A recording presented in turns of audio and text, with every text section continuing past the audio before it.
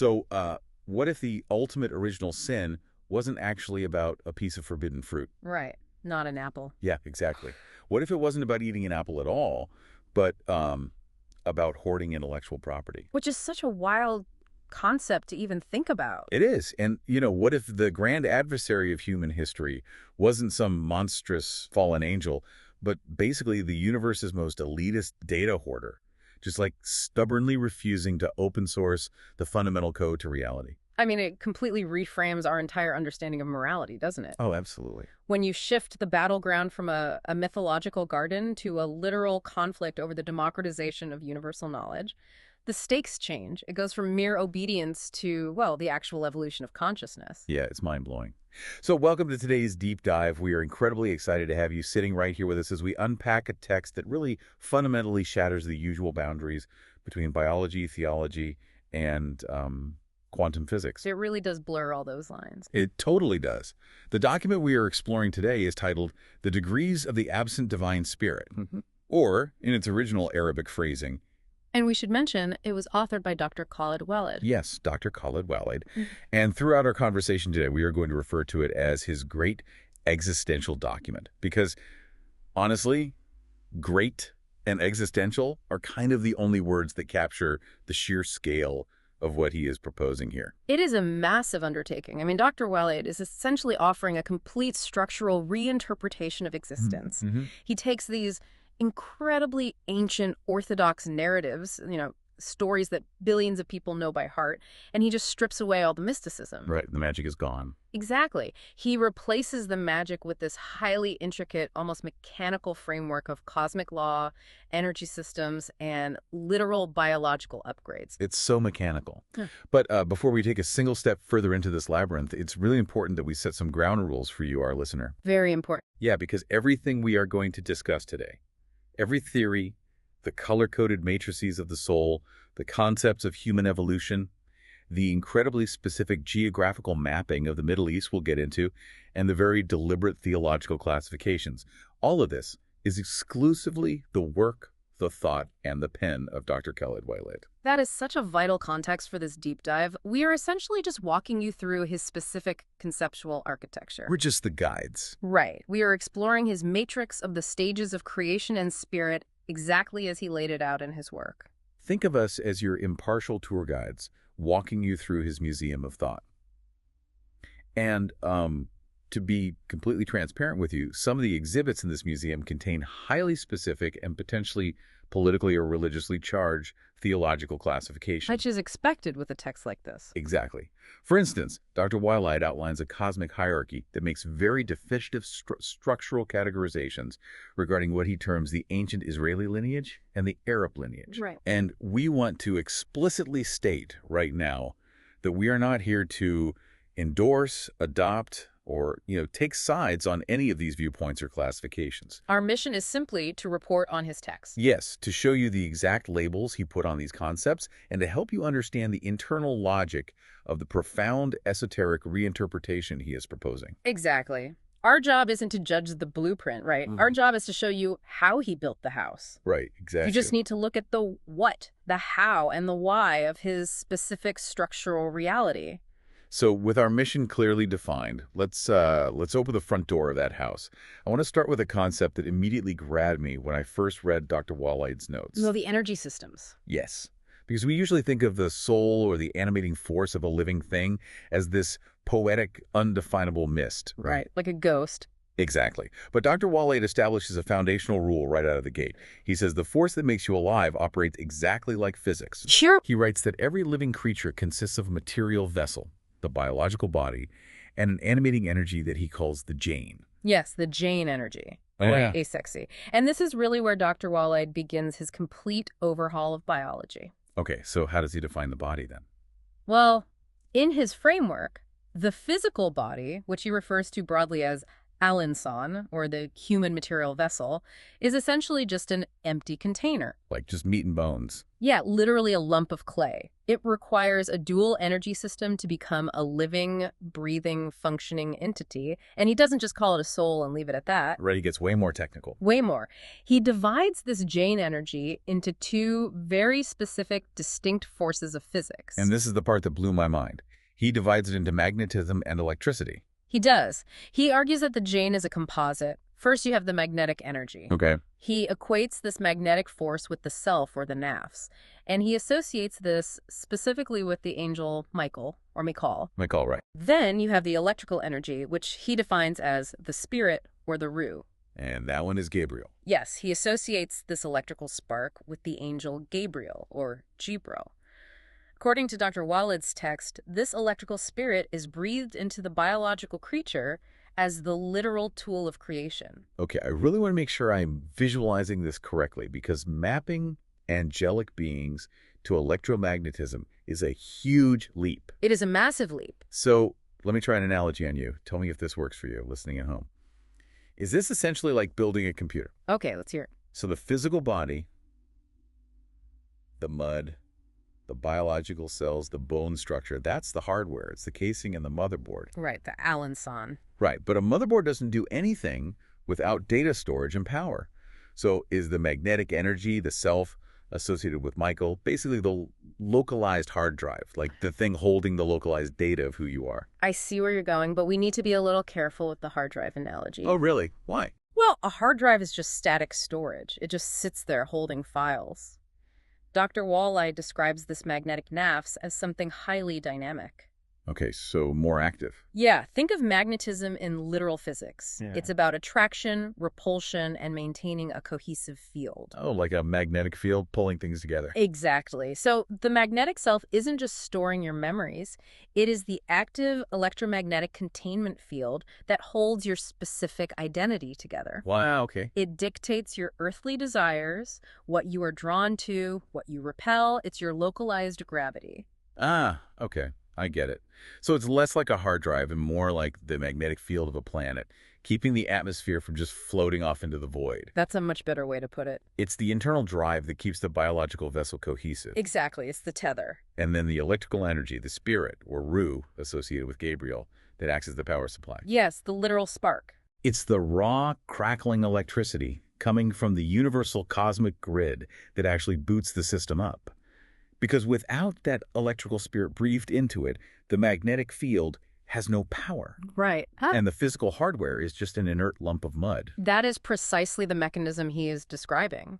The electrical Ruh is the activating spark, and the magnetic nafs is the organizing field. It's so mechanical. It is, and here's why this distinction is so incredibly important for the rest of his text. By defining life this way, Dr. Waleed fundamentally redefines what it means to be alive. How so? Like, does it lower the bar for life? In a way, yes, because he makes the act of living a mechanical, energetic baseline rather than a spiritual achievement. Oh, I see. He explicitly states that this basic Jane energy, this standard mixture of Michael's magnetism and Gabriel's electricity, is given to every living creature. Every single one. Every beast, every bird, every single thing that has a pulse and walks on the earth has this fundamental baseline system installed. So being alive, having a soul, isn't some elite exclusive club.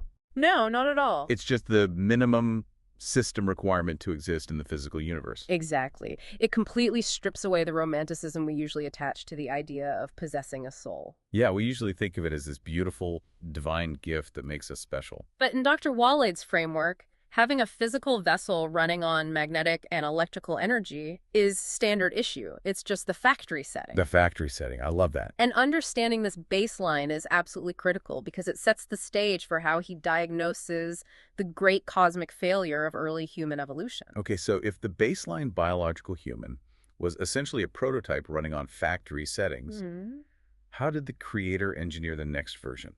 Well, this brings us to section 2 of his text. Right, because this is where Dr. Waleed introduces a timeline of human history that is, frankly, staggering. It really throws out the conventional timeline. Completely. He does not view human evolution as one long, continuous line. He draws a massive, uncrossable boundary between two entirely distinct stages of creation. Yes, the two phases. On one side, you have the old version, al-insan, the material human, and on the other side, you have the upgrade, al-bashar, the successor.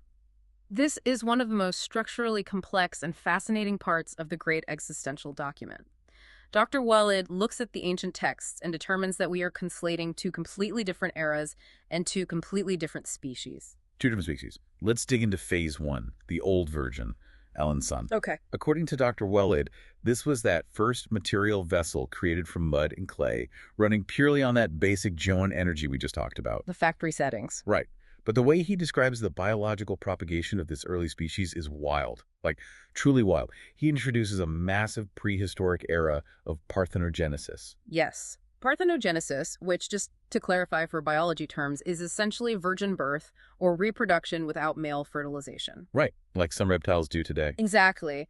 Dr. Waleed argues that when this first biological vessel, al-insan, was created, the creator faced a massive logistical bottleneck regarding population genetics and divine law. Right, because if you only start with a tiny localized population, or even just two beings, the math of populating a planet doesn't work without incest.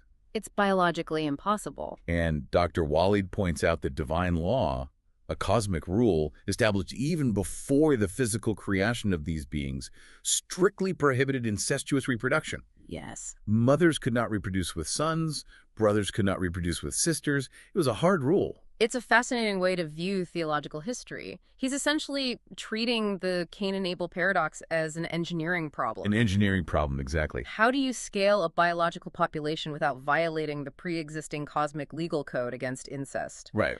Dr. Waleed's text posits that to bypass this, the original al-insan species began with a female who reproduced entirely without a male. She just cloned herself. She essentially cloned herself, spawning other females who possessed the exact same genetic and energetic markers. And those females then reproduced without males. Wait, so he is proposing an entire epoch of ancient human history, populated exclusively by self-cloning females. According to his framework, yes. This cycle of female-only, non-sexual reproduction continued for generations. Oh. It acted as a biological bridge, basically, a way to scale the population until the global distribution of these material humans was massive enough and genetically diverse enough that safe, non-incestuous sexual reproduction between males and females could finally be introduced. That is just, it's a breathtaking reinterpretation. It really solves that ancient paradox in a highly logical way. It marries evolutionary population bottlenecks with absolute theological jurisprudence. It's so clever. But let's look at who this phase one group actually was in Dr. Waleed's mind, because he doesn't just leave them as an anonymous ancient species. No, he gives them a very distinct label. He gives them a very specific lineage. He is incredibly specific, and this is where we really rely heavily on our earlier disclaimer to simply report his architecture to you. Right, we are just conveying his words. Dr. Waleed explicitly categorizes this ancient pre-Adam parthenogenesis-born group, the purely biological al-insan, as the Israeli race. In his text, he identifies the figure of Israel not as a later biblical patriarch like we're used to, but as a deeply ancient entity. Pre-Adamic. Yes. He specifically names him as the father of the husband of Gog and Magog, pushing this lineage back into profound pre-Adamic antiquity. So to map this out for you listening. Yeah. In Dr. Waleed's framework, this ancient Israeli lineage is the 1.0 biological model of humanity. Exactly, the alpha build. They have the physical hardware, and they have that baseline green battery pack of magnetic and electrical John energy. They populated the Earth, but according to the document, they were a failed prototype. Total failure. Why? If they survived and multiplied and bypassed the incest bottleneck, how did they fail? They failed because they never aspired to anything beyond the baseline. Oh. Dr. Waleed's text states that they failed their cosmic covenant because they clung entirely to the Earth. Remember that magnetic naphs we talked about earlier? It's a heather. Right. Their magnetism was entirely oriented downward toward the material, the physical, the mud they were made of. So they were just focused on surviving, eating, reproducing. Yes. They became completely detached from the signs of the Creator. And instead of seeking a higher frequency, Dr. Waleed writes that they followed the tackle, the tyrant, or the adversary. And he identifies that adversary here as Iblis. Yes, exactly. So they were given the basic software to exist, and they just stayed on the couch, so to speak. That's a good way to put it. They refused to look for an update, refused to engage with any higher cosmic responsibility, which means the system required an intervention. It needed a massive patch. Enter phase 2, al-Bashar, the successor. Exactly. Because the Al-Insan failed to carry any higher spiritual weight, the Creator planned a successor, a Khalifa. And this, Dr. Waleed states, is the Adamic race. Adam. Yes, and what's brilliantly argued here is how Dr. Waleed uses the strict grammar of the Quran itself to prove this two-phase theory. Oh, I love this part. How does he use the grammar? He points out the shift in tense. When the Quranic text speaks of the creation of the old human, the Al-Insan, it uses the past tense. We created. We created. Right. It's spoken of as a finished historical biological fact. The beta test is over. But when the Creator speaks of the Adamic Bashar, the successor, the grammar shifts to a planned, active future tense. I am creating, or I am placing a successor. I am creating. It implies a totally new rollout. A completely new initiative. The old model is obsolete, and we are launching version 2.0. So al-Bashar isn't just a descendant of Al-Insan. Adam isn't just the next baby born in the timeline. No, he's a new species. He is a newly engineered phase designed specifically to carry what Dr. Waleed calls the cosmic trust, or amana, this massive universal responsibility that the old 1.0 version couldn't handle. Precisely. The Adamic Bashar was given an upgrade. And that begs the ultimate question. If the old Al-Insan failed because they were anchored to the material mud, what exactly was the upgrade given to the Bashar? A hardware update. Yeah. What did Adam receive that made him so fundamentally different? Because according to Dr. Waleed, whatever it was that Adam got, it triggered the greatest cosmic controversy in the history of the universe. The ultimate rebellion. Exactly. Which brings us to section 3 of his document and his complete reframing of the famous story of the angels bowing to Adam. Right. If you grew up with any exposure to the Abrahamic traditions, you know the standard narrative. Of course. God creates Adam from mud. God breathes life into him. God tells the angels to bow to this new creation. The angels obey, but Iblis, the devil, or the adversary, refuses. And Iblis's reasoning in the traditional story is purely material pride, right? You created me from fire, and you created him from mud. Fire is superior to mud, Right. Therefore I will not bow. Right. It's the classic prejudice of material composition. My physical elements were better than your physical elements. Yeah. But Dr. Waleed looks at that and says, no, that makes absolutely no sense. He completely discards the mud argument. Completely throws it out. Why? Because as we just established with his timeline, the old Al-Insan 1.0 was already made of mud. Exactly. The Earth was already full of biological creatures made of clay and running on basic John energy, and the angels were never asked about them. They'd been on Earth for eons. So Adam being made of mud couldn't possibly be the reason for the command to bow, or the reason for the rebellion. That is such a logical deduction. If mud was the issue, the rebellion would have happened eons earlier with the first Al-Insan. So if it wasn't the mud, what was the catalyst? What did Adam have? According to Dr. Waleed, Adam received what he calls a surplus scientific quota. A surplus scientific quota. The original Arabic phrase in the text is EB-0143. That is such a fascinating, almost clinical phrase. Yeah. It sounds like someone getting an expanded data allowance or like a premium bandwidth from a cosmic telecom provider. It really does sound like a tech term. How does this quota actually manifest?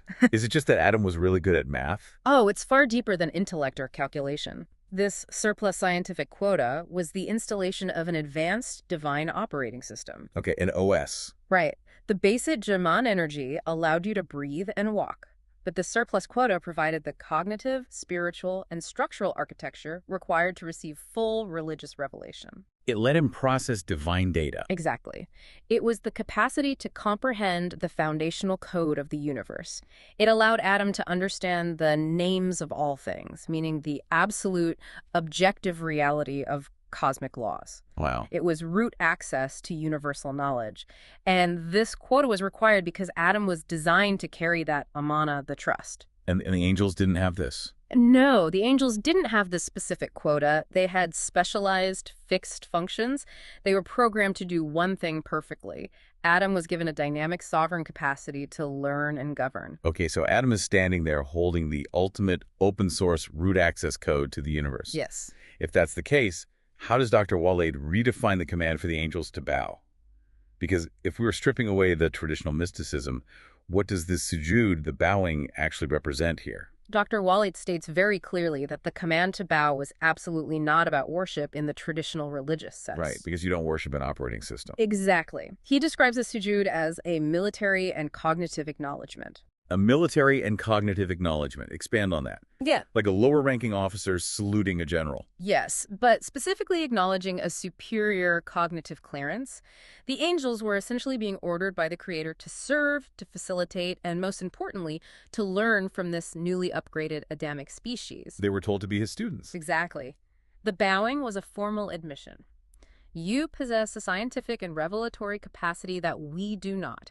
We acknowledge your new operating system, and we submit to the new hierarchy of knowledge. Wow. It's a cosmic handover of administrative rights. It really is. Which brings up to the adversary, the refusal of Iblis. And listener, we really have to pause here, because Dr. Waleed introduces a detail about Iblis that completely stopped me in my tracks. Oh, the gender aspect. Yes. In this specific context of the rebellion, Dr. Waleed attributes a female or feminine persona to Iblis. He literally uses the phrase, Atsa, the female Iblis. He does, and this is a massive structural choice. It's huge. In almost all mainstream theological texts, the adversary is framed as strictly masculine or, at best, a completely genderless ethereal entity. By specifically assigning a female persona to Iblis here, Dr. Waleed is deliberately breaking away from orthodox framing to highlight a very specific type of energy and motivation. Wait, pause. Where is he pulling a female persona from? Is this a linguistic quirk of translation, or is he making a deliberate architectural choice for his theory? It's a deliberate architectural choice based on his reading of the energies involved. In his metrics, he associates certain types of insular, fiercely protective, and localized energies with feminine principles, whereas expansive, radiating public energies might be categorized differently. Oh, I see. By framing Iblis as female in this moment, he is emphasizing her role as the ultimate protector of an ancient, exclusive status quo. She is fiercely guarding her domain. Okay, so let's look at her motivation. If she isn't refusing to bow because of the mud, because as we said, mud is old news, why does this female Iblis rebel against the military and cognitive salute? She refused to bow to the advanced scientific breath. The quota. Right. She saw this newly upgraded Adamic Bashar holding the surplus scientific quota, and she rejected it. Iblis possessed an ancient, fiery energy. She was incredibly powerful, and for eons, she had occupied a privileged, private, elite position in the cosmic hierarchy. She was the VIP. She's part of the innermost circle. And Adam threatened that monopoly. I really want to bring this into a modern context for you, the listener, because when you view it through Dr. Waleed's lens, Iblis's rebellion makes total rational sense. It is very logical. It is. In this text, Iblis represents the ultimate academic elitist. She is the universe's most selfish data hoarder. Yes. Adam shows up with this incredible new operating system, and the creator's command is essentially, we are taking universal knowledge public. Adam is the new open source platform. Everyone must acknowledge him and learn from him. And Iblis says, absolutely not. That is the exact dynamic. Dr. Waleed argues that she wanted to maintain the absolute privacy and superiority of her own fiery energy. She was selfish with her cosmic status. Well, wanted to keep the gates closed. Dr. Waleed specifically points out that she rejected the publicness and the equality of knowledge that the Creator was establishing. He notes that this new era of open, accessible truth was slated to be centered at the ancient University of Baka, which maps to Jerusalem or Quds. Right. Iblis wanted universal truth to remain a private, highly exclusive country club for fiery entities. She violently rebelled when the mandate came down to turn it into a public university accessible to the Adamic lineage. It is the ultimate cosmic fight over intellectual property rights. It really is. She wanted to retain the patent on reality, and God was insisting on making it open source. Yeah. That completely changes the weight of the so-called original sin. It makes it so much more profound. It does. It's not a story about disobedience over dietary restrictions in a garden. It's a profound battle between the selfish hoarding of universal truth and the divine mandate for transparency. Exactly. And to fully grasp the stakes of this battle and to see exactly how these different souls, lineages, and operating systems stack up against each other, we have to look at the central organizing engine of Dr. Waleed's entire document. Matrix. Yes. We have to dive into his matrix of souls. Yes. Section 4, the matrix of the stages of creation and spirit. This is where Dr. Waleed takes all these abstract concepts, the John, the Insan, the Bashar, the surplus quota, and codifies them into a literal color-coded hierarchy. He builds an incredibly rigid architecture here. He categorizes the spiritual and cognitive capacity of every being into specific color frequencies. Colors. Yes. And again, listener, it is crucial to remember that the specific linking of colors to spiritual capacity in ancient lineages is entirely Dr. Waleed's original thought process. It's his exact structural map.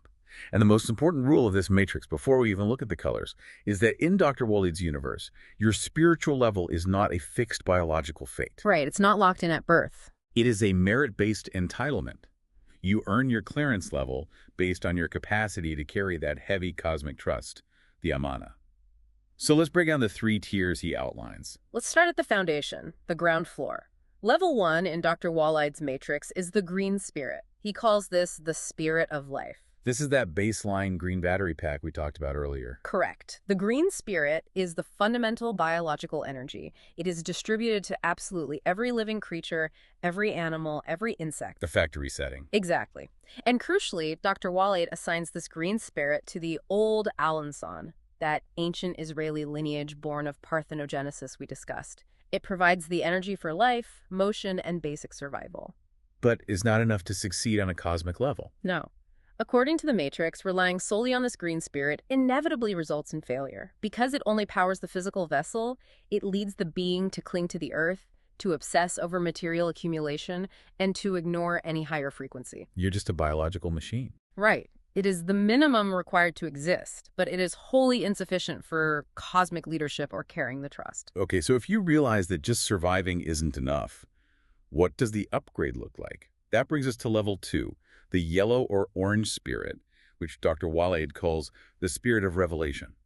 The yellow or orange spirit is a massive leap forward. This is the upgraded spirit granted to the Adamic humans, the Bashar. The new species. Right. Dr. Waleed associates this level with righteous people, truth seekers, and messengers from the Arab Adamic lineage. But importantly, he notes that possessing the yellow spirit does not make you a full prophet. Exactly. The yellow spirit allows you to perceive the divine. It allows you to understand the revelations that are handed down, and it gives you the capacity to live righteously and communicate those truths to others. But it's still limited. Yes, it is still a receptive state. You are a messenger, a conduit. You represent massive spiritual potential, but you haven't reached the absolute pinnacle of the system. You aren't generating the truth. You are just capable of reading it. Which sets the stage for the summit. Level 3, the red spirit. Dr. Waleed calls this the spirit of Al-Rahman. And he asserts, with absolute uncompromising strictness, that this is the ultimate upgrade. It is the apex of his entire existential document. Dr. Waleed is incredibly exclusive about who receives this red spirit. Extremely exclusive. He asserts that across the entire span of human history, it is strictly and entirely reserved for exactly 24 chosen Arab prophets, stretching chronologically from Adam all the way to Muhammad. Just 24 individuals. Just 24. That is an incredibly tight bottleneck for ultimate truth. Because it is not just an energy of life, and it's not just a capacity to read revelation like the yellow level. Dr. Waleed describes the red spirit as a sovereign operating system. A sovereign operating system. I want to spend a minute on that phrase because it is so heavy. Let me try to build out a metaphor here to see if I'm visualizing the difference between these 3 tiers correctly for you, the listener. Let's imagine this matrix, as the security clearance is, at a massive, global, multi-trillion-dollar tech corporation. I like this. Walk me through it. Okay. Level 1, the green spirit, is general access. Wow. You have a basic employee badge. It gets you through the front door. You can work in the mailroom. You can eat in the cafeteria. Live in the building. You are undeniably part of the company. You are alive. But you have zero access to the company's secrets, its source code, or its future plans. You are just doing the daily biological grind. That's the ancient insan. Perfect. Then level 2, the yellow spirit. This is middle management. You get a better badge. You get CC'd on some important strategic memos. You know what's going on. Right. You understand the general direction the company's heading, and your job is to communicate the company's values to the lower level employees. You are a messenger, but you don't sit in the boardroom, and you certainly don't have the passwords to the mainframe. Right. You can read the code of conduct, but you can't rewrite it. So what does red look like in this analogy? The red spirit is the CEO's absolute sovereign root access. You don't just have a badge, you own the building. You have the master encryption keys to every server, every vault, every algorithm the company runs. You have total control. Exactly. Yeah. You aren't just reading the memos, you are writing the source code that dictates the reality of the entire global operation. Dr. Waleed says the Red Spirit turns abstract theories into the clear light of truth. You don't guess, because you have root access to the divine mainframe. That's a great way to put it. But my question to you is, if this Red Spirit is so powerful, and the goal of the universe is to learn and elevate, why is Dr. Waleed so strict about it? Why is root access so fiercely guarded and limited to only 24 specific individuals in all of history? It comes back to the amana, the trust. Dr. Waleed argues that the cosmic trust is dangerously, unimaginably heavy. Yes. Remember, the angels, beings of immense power, refused to carry it because they knew it would crush them. The old Alan Son failed completely when just dealing with basic green existence. The Red Spirit is not a prize or a reward for good behavior. It is an immense, terrifying, sovereign responsibility to manage the structural reality of the universe. So if you give root access to someone who isn't prepared for it, they crash the system. Oh, wow. To distribute that level of sovereign root access widely would invite absolute cosmic chaos. It requires a specific, rigorously tested, deeply anchored lineage, which Dr. Waleed explicitly identifies as these 24 chosen prophets, to act as the stabilizing anchor points for reality itself. They anchor it. Yes. They must possess the Red Spirit so they can serve as the unshakable transmitters of this divine operating system to the rest of humanity without the system collapsing under its own weight. Which provides the most incredible logical transition into the final major section of his text. Because having established exactly who gets this ultimate red-level root access, the 24 chosen prophets, Dr. Waleed doesn't just leave this as an abstract, floaty cosmic concept. No, he grounds it. He grounds it, literally. Yeah. He maps out exactly where and how this sovereign knowledge is transmitted on planet Earth. Yes. He ties the most profound metaphysical events to very specific dirt, rocks, and geography in the Middle East. And in doing so, he outlines what we can call the absolute law of publicness. The law of publicness. I love that. Dr. Waleed maps the cosmic process of revelation as a physical geographical journey that moves from extreme guarded privacy to a mandate of open public transparency. Let's start with the geography of the fire. The fire. He interprets a very specific Quranic phrase here. Blessed is whoever is in the fire and whoever is around it. Now, usually when we hear fire in theological text, we immediately think of hell, punishment, destruction. But Dr. Waleed completely flips the polarity on that word, doesn't he? Completely. In Dr. Waleed's geographical mapping, the fire has nothing to do with punishment. It is a metaphor for the intense, highly concentrated light of pure, sovereign revelation. It's a positive fire. Exactly. It's the heat of ultimate data transfer. And he maps this fire specifically to the area of Balaksa, located in what he identifies as the sacred valley of Tua. And he draws very precise geographical borders for this zone of fire. He does. He states that this inner zone is bordered by Mount Sinan in Jordan to the east and Mount Sinai in Palestine to the west. This creates a highly charged, highly specific inner circle of geography. Okay, so you have this intensely concentrated inner circle. Who is allowed inside? Dr. Waleed states that this inner circle, the fire itself, is strictly for the prophets. It is the exclusive zone where the sovereign Red Spirit operates and receives its massive downloads. The red zone, basically. Yes, but remember the rest of the verse. And whoever is around it. Dr. Waleed interprets around it as referring to the regular people, the masses of humanity operating on the green biological level or the yellow messenger level. The rest of us. Right. These people are physically surrounding this inner circle of fire by performing mass religious rites like the Umrah in Jordan and the Hajj in Palestine. So you have this incredible visual, an inner core of ultimate searing truth, the prophets, surrounded by a rotating, swirling orbit of regular people seeking the warmth of that truth. It's a very striking image. But the mechanical question is, how does the absolute truth actually get from the creator to that inner circle in the first place? Because it doesn't just fall from the sky into the crowd. This is where Dr. Waleed describes what I would call the private drop. The private drop is the perfect way to contextualize it. Dr. Waleed insists that the initial reception of revelation must begin in absolute, impenetrable secrecy. The privacy. Total. According to his text, the moment the Red Spirit is imparted, this massive, world-altering download of scientific and theological code, it is given to a single prophet in a deeply hidden, concealed location. And he pinpoints the exact spot on the map. He does. He identifies it as an area near the Dead Sea, specifically the Alisan area. He calls this event the true hidden Isra, or the night journey of the prophet. It is a moment of total, exclusive, unobserved privacy between the creator and the chosen prophet. We really need to pause and appreciate the geographical poetry of that choice. The Dead Sea is literally the lowest elevation of land on planet Earth. It's deep underground, basically. It is a depression in the Earth's crust. It is geographically isolated, hostile to basic life, and deeply sunken. It is the ultimate topographical bunker. Dr. Waleed is saying that the highest possible level of cosmic clearance, the ultimate red spirit, is transferred in the lowest, most hidden, most pressurized geographical point on the planet. It is the school of the prophets, operating in absolute darkness and secrecy. It's like a lone scientist receiving the ultimate world-saving mathematical equation in a top-secret subterranean bunker miles below the surface. Absolute privacy. But, and this is the entire crux of Dr. Waleed's philosophy, the mechanism that ties everything we've talked about together, that knowledge cannot stay in the bunker. It absolutely cannot.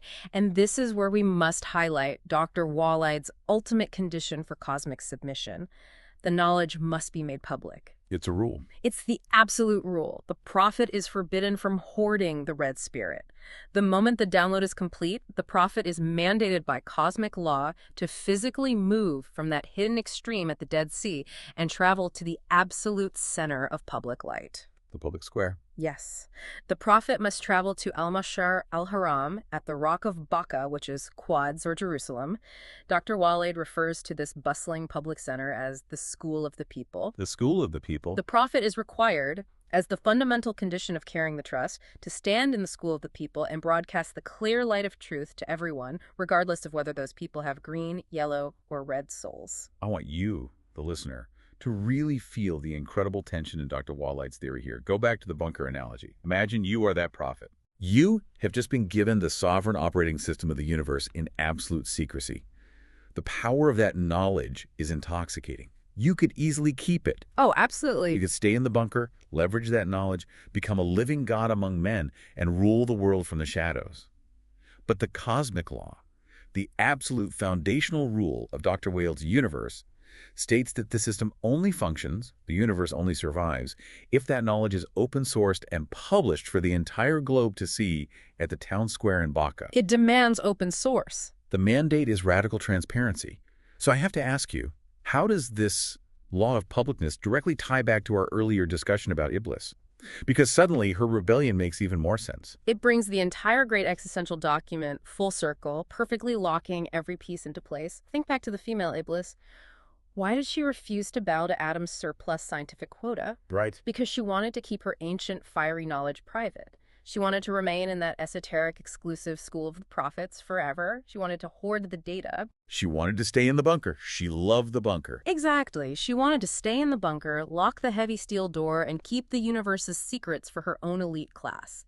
She violently rejected the idea that this newly upgraded human, this Adamic Bashar, was going to take the sovereign scientific code and just broadcast it publicly for free at the school of the people. Wow. Iblis's rebellion was a rebellion against transparency. It was a war against the democratization of divine science. So, by that logic, when a prophet takes the secret revelation from the depths of the Dead Sea and successfully publishes it at the Rock of Baca, they aren't just teaching a lesson, they are actively, structurally defeating the ideology of Iblis. Yes. They are proving that ultimate knowledge belongs to the public domain. They are executing the exact mandate that Iblis refused to accept. It is a profound, breathtaking structural reinterpretation of the entire religious timeline. We have covered a massive, almost overwhelming amount of conceptual ground today. So let's try to synthesize the journey we've just been on. Let's pull all the threads together. We started at the microscopic baseline, establishing Dr. Waleed's rule that every living thing runs on a physics-based dual energy system. The dynamic magnetic hardware of the self, the nafs, and the sparking electrical power supply of the spirit, the ruh. From there, we explored his strict division of human history into two distinct stages. First, the ancient pre-Adam insan, categorized by Dr. Waleed as the Israeli lineage, birthed through parthenogenesis. Right, the clones. Exactly. They possessed only the basic biological green spirit and failed their cosmic potential by clinging entirely to the material earth. And because of that failure, the creator initiated the Bashar, the Adamic successor. This new phase was granted the yellow spirit of revelation. The messenger level. Yes, and from their ranks, a highly exclusive group of 24 Arab prophets were given the ultimate red spirit, a sovereign, scientific operating system designed to manage the heavy cosmic trust. And we saw how the introduction of this new operating system caused the ultimate cosmic friction. The angels bowed in cognitive acknowledgement to this new scientific capacity, but the female Iblis refused, choosing elitism and private data hoarding over the public sharing of universal truth. And finally, we tracked the physical geographical manifestation of this cosmic battle, the literal journey of knowledge, from the absolute pressurized secrecy of the Dead Sea to the mandatory open-source public broadcasting at the School of the People in Baka. A literal map of revelation. And I want to reiterate one last time to you, the listener. This entire incredibly intricate architecture stems directly and exclusively from the mind, the thought, and the pen of Dr. Khaled Waleed. It is his matrix of the stages of creation in spirit. It is an incredible exercise in completely reimagining the boundaries between the physical vessel, the energetic soul, and the flow of universal data. So as we wrap up, I want to address you, the listener, directly, because a theory like this shouldn't just exist in a vacuum. It should make you look at your own reality differently. It has to have modern application. Right. Think about your own life, and specifically think about how you consume and handle information. Are you operating on the green baseline? Are you just surviving day to day, focused entirely on the material, the physical, the mud of the earth? Just powering the machine. Exactly. Or are you striving for that higher yellow or even red level of understanding? Are you actively trying to see the clear light of truth behind the daily grind? And perhaps more importantly, when you do put in the work and you do learn something profound, when you gain a new insight, a new skill, or a valuable piece of knowledge, how do you treat it? Yeah, what do you do with it? Do you hoard it? Do you keep it locked in your own private mental bunker to maintain a competitive advantage over others, acting out Dr. Waleed's version of Iblis? Or do you feel a duty, a cosmic mandate, to make it public? To share it. Right, to take it to your own version of the School of the People and share it so others can elevate. That is the ultimate test in this framework. And it leads me to one final thread I want to leave you with, something provocative for you to mull over on your own time. Oh, this should be good. If, according to Dr. Khaled Waleed's great existential document, the truest, most absolute divine mandate is that ultimate knowledge, the sovereign scientific operating system, must eventually be made public for all of humanity. What does that mean for our world today? That's a huge question. Think about the architecture of our modern society. Think about the massive institutions, the secretive government agencies, the multi-trillion-dollar tech monopolies that lock their most powerful algorithms, their advanced AI models, and their literal scientific operating systems behind closed doors, unbreachable firewalls, and ironclad NDAs. The modern bunkers. Yes. If hoarding knowledge and refusing to open source the code of reality is the ultimate cosmic rebellion, are we right now living through a modern digitized version of Iblis's rebellion? Are the tech giants, the new data hoarders, refusing to bow? It certainly frames our modern struggles with data transparency, open source technology, and corporate secrecy in a very ancient, very profound light. It really makes you wonder, who is really running the matrix today? Until next time, keep questioning the code and keep diving deep.